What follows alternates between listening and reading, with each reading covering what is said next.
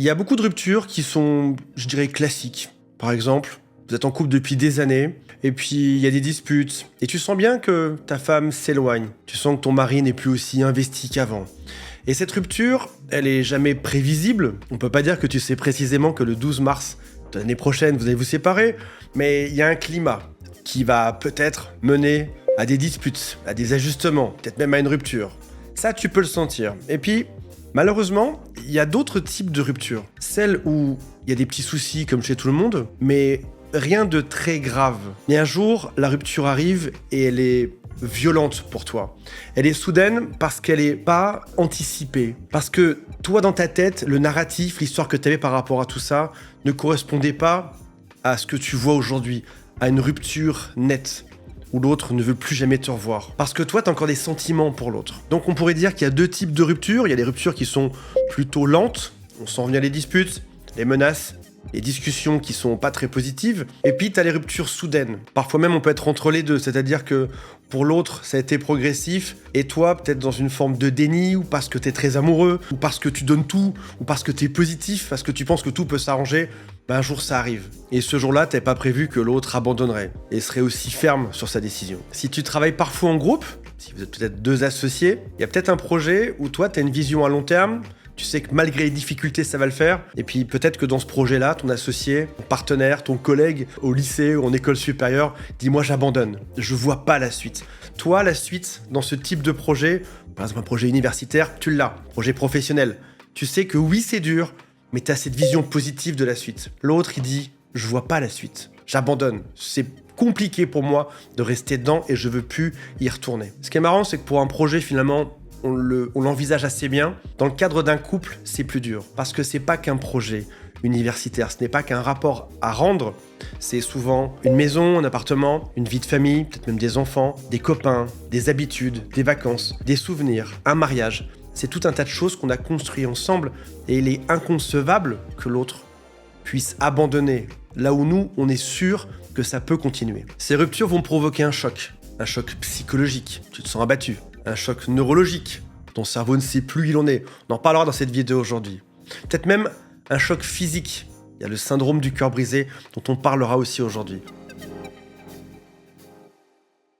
Avant qu'on aille plus loin, si tu le souhaites, abonne-toi à cette chaîne. J'ai mis aussi un quiz en dessous qui s'appelle « Quelles sont mes chances de récupérer mon ex ?» À la fin du quiz, tu as un résultat complet, gratuit, gigantesque sur ton pourcentage de chances de te remettre avec ton ex. Il y a plein de conseils gratuits. J'ai offert des e-books, des formations vidéo et même une app pour mobile. Tout ceci, c'est juste en dessous. Et si tu le souhaites, mon équipe t'attend du lundi au vendredi. Il y a un lien pour te contacter. Ça n'engage à rien et c'est encore une fois sous cette vidéo. Dans ce genre de cas de figure, qu'on ait pu le sentir ou pas, j'ai dit tout à l'heure qu'il y avait des ruptures lentes et des ruptures brutales. Parfois, c'est brutal pour nous. Mais demande à ton entourage, peut-être que tout ton entourage voyait bien qu'il y avait un souci et que ce n'était pas réconciliable. Sauf que parfois, parce qu'on a des sentiments, on n'arrive pas à voir ça. Le cerveau, quand c'est brutal, pour nous, n'a pas le temps de se préparer à la perte. On parle d'une forme d'amputation brutale, pas d'anticipation, pas de deuil progressif. Certains pourraient te dire, tu n'es pas mature, la vie se passe comme ça, aujourd'hui.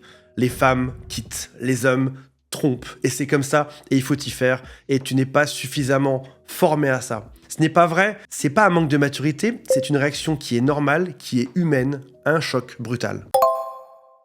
Et si l'autre vivait une réalité différente de la mienne? Toi, tu pensais vivre une relation qui était partagée, l'autre vivait intérieurement autre chose. La preuve, il a dit stop, j'arrête. Là où toi, dans ta réalité, c'est go, on continue, on arrange, on répare. Tu découvres en un jour, peut-être même en quelques minutes, que l'autre doutait, que l'autre se détachait depuis longtemps, que l'autre réfléchissait à partir. On dit que souvent, quand quelqu'un part, il y pense pendant tout le dernier tiers de la relation. Si ça fait 10 ans, ça faisait peut-être 3 ans que l'autre réfléchissait à partir sans même t'en avoir parlé.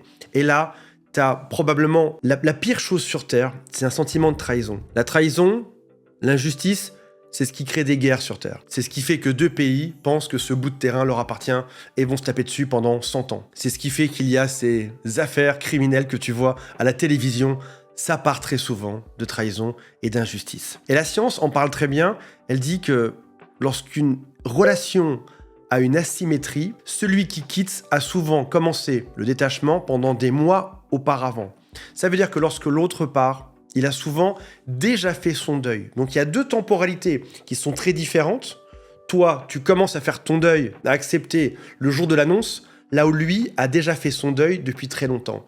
La fin de son deuil correspond très souvent, plus ou moins, au début du tien. Cette asymétrie dans la relation peut être amplifiée typiquement par des profils qui sont dits évitants dans les théories de l'attachement. Les évitants ne parlent pas de leurs sentiments. Même pire que ça, c'est lorsqu'ils sentent qu'ils aiment trop, qu'ils ont peur et qu'ils partent. Donc toi, c'est lorsque tu es au pic de ta relation que ça se passe bien, que l'autre décroche un grand coup, ce qui en rajoute encore au traumatisme. Et au final, ces deux réalités, ces deux personnes qui vivent ensemble au quotidien, qui cohabitent, mais dans des réalités qui sont différentes. Donc, est-ce que l'autre vivait dans une autre réalité? La réponse est oui, mais ce n'est pas pour autant que tu es naïf, que tu t'es fait avoir, c'est simplement que tu t'es engagé dans une relation où l'autre ne communiquait pas son monde intérieur. Il n'a pas réussi à mettre des mots dessus.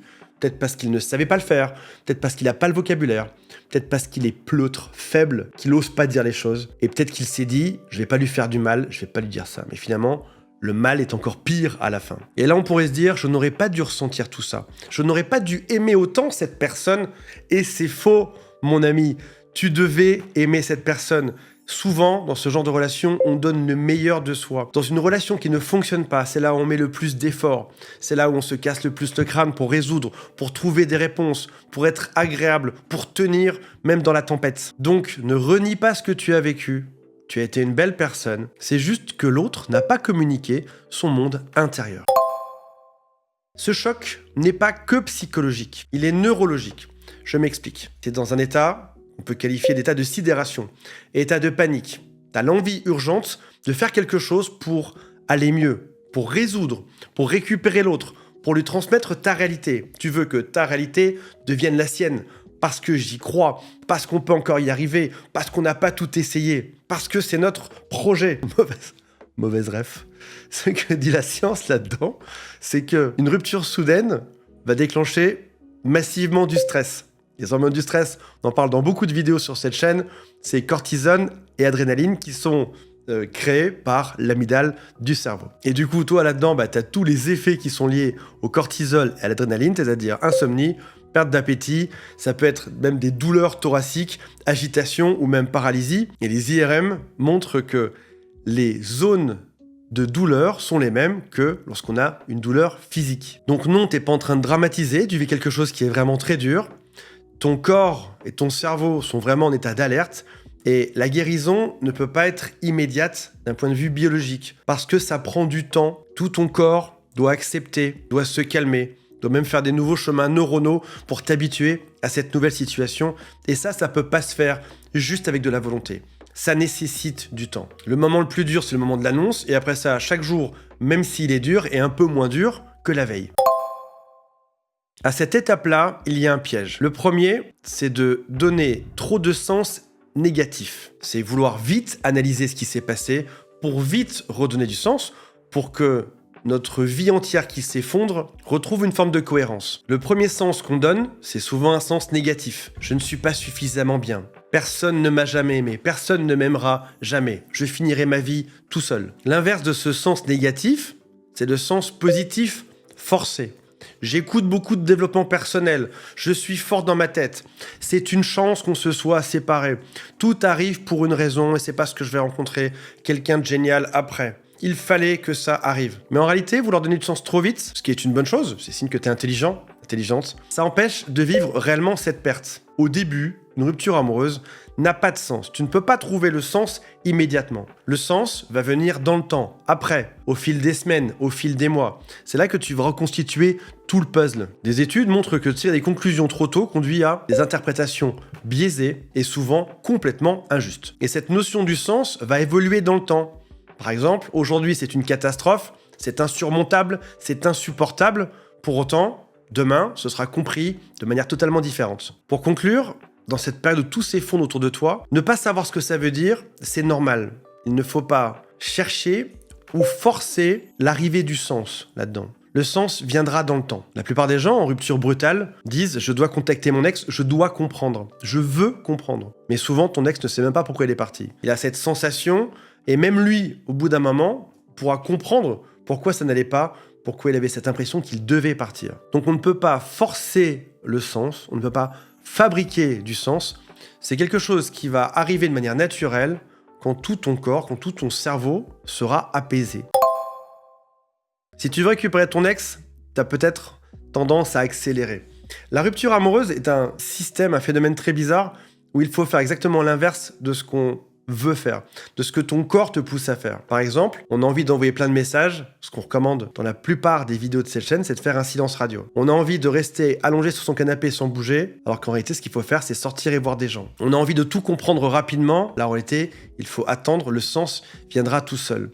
Donc oui, il y a des chances que ton anxiété te pousse à vite vouloir récupérer ton ex, ou encore vite aller fréquenter quelqu'un d'autre, dans une stratégie d'évitement de la douleur, ou de vite déménager, ou de vite changer de vie. Alors qu'il est préférable de ralentir de manière volontaire, même si c'est complètement contre-intuitif. Garde bien ça en tête. Je ne veux pas sortir de mon canapé, va faire du sport. Je ne veux voir personne, va voir des gens. Je veux accélérer, je veux des réponses, n'en cherche pas aujourd'hui. Au passage, ton ex peut aussi aller très vite pour justifier sa décision. Il va se remettre en couple avec quelqu'un d'autre, pour prouver à tout le monde qu'il a bien fait et qu'il n'est pas du tout affecté par tout ça. Il peut déménager, peut aussi changer de vie brutalement. Mais comme dans chaque décision prise trop vite, sous l'émotion, sous le stress, quand on est en état de stress, on prend très souvent les mauvaises décisions et on aura des regrets. Et contrairement à ce que tu penses, ralentir n'est pas de la passivité. Ralentir aujourd'hui est utile pour toi. On l'a un tout petit peu évoqué précédemment, ne pas s'isoler. Mais tout le monde ne sera pas capable de bien t'aider. Certains copains te diront « Allez, génial, viens, on va picoler ce soir. On va fêter ça, on va l'oublier. » Et dès que tu leur parles de ça, ils t'écoutent 5 minutes, après ils n'ont plus envie. Certains amis ne sont pas des bonnes oreilles. D'autres, au contraire, seront excellents pour ça. Garde bien en tête que tu ne dois pas épuiser tes chevaux. Certains qui sont excellents devront être utilisés avec parcimonie. Par exemple, 1 fois par semaine ou 2 fois par semaine. Ne pas leur en parler tous les soirs. D'autres seront peut-être de moins bons chevaux que tu pourrais utiliser plus souvent. Les appeler peut-être 3 soirs par semaine. Répartis ce poids que tu as et cette envie d'en parler sur plusieurs personnes pour éviter qu'au bout d'un moment, et c'est ce qui arrive souvent, tes amis te tournent le dos. J'en ai marre, tu ne parles que de ça.